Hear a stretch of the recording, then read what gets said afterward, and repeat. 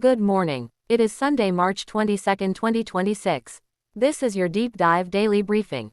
I am your anchor, delivering a comprehensive analysis of the pivotal events that have defined the last 24 hours. We begin our broadcast on the world stage, where the strategic landscape of the Middle East has reached a moment of extreme tension as the conflict enters its fourth week. Following the reported death of the previous Iranian supreme leader and the subsequent hardline stance of the successor regime, the region remains in a state of high-intensity conflict. Overnight, United States and Israeli forces conducted a series of coordinated strikes against high-value targets, including the Natanz nuclear facility and underground missile storage sites. While the Iranian Atomic Energy Organization reported no radioactive leakage, the military impact is significant, with U.S. Central Command announcing that over 8,000 targets have been struck since the start of Operation Epic Fury. This escalation comes as Iranian President Pezeshkian called on the BRICS nations to play an independent role in halting the aggression, even as Israeli Defense Minister Israel Katz warned of intensified strikes in the coming week. The human toll continues to mount, with casualties in Iran reportedly exceeding 13,000 and over 1,000 dead in Lebanon, while hundreds of seafarers remain stranded in the western Persian Gulf. Transitioning from the front lines to the broader global economy, the narrative is being driven by a profound sense of uncertainty as the world grapples with the largest energy disruption in modern history. The de facto closure of the Strait of Hormuz has brought maritime traffic to a virtual standstill, cutting off access to roughly 20% of the world's oil and liquefied natural gas supplies. This catastrophic disruption has pushed global energy prices into a period of historic volatility, with Brent crude frequently breaching the $100 per barrel mark. Despite this immense pressure, the International Monetary Fund has maintained a 2026 global growth projection of 3.3%, citing the adaptability of the private sector and front-loading of trade activities as vital cushions.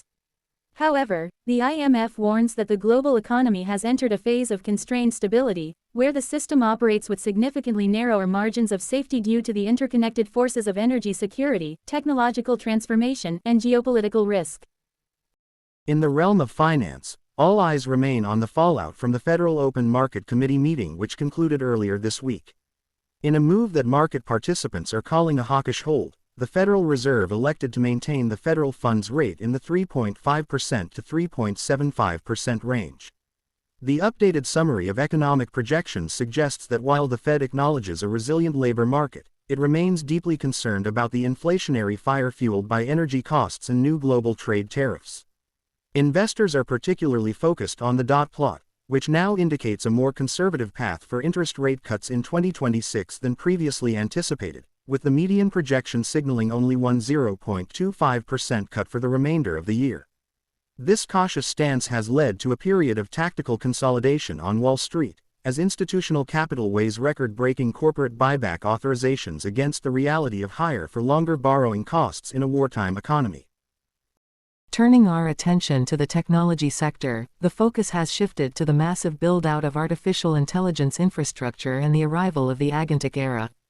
During the recently concluded GTC 2026 conference in San Jose, NVIDIA CEO Jensen Huang declared that the AI inflection point has officially transitioned from generative models to autonomous agents. The company unveiled its new Vera Rubin architecture, designed to deliver a 50-fold performance increase for these complex agentic workloads by stacking memory directly on the chip. Simultaneously, major cloud providers are reporting a record surge in capital expenditures as they race to build the factories of the AI industrial revolution. However, this growth is facing a physical ceiling, as AI data centers are now projected to require an additional 92 gigawatts of electric power globally by next year. This demand is forcing a radical rethink of energy procurement, with several manufacturers now joining the NVIDIA Robotaxi-ready platform as the industry pushes further into physical AI and humanoid robotics. Finally, we look at the logistics and supply chain networks that serve as the vital arteries of global commerce, which are currently facing their most severe stress tests since the pandemic.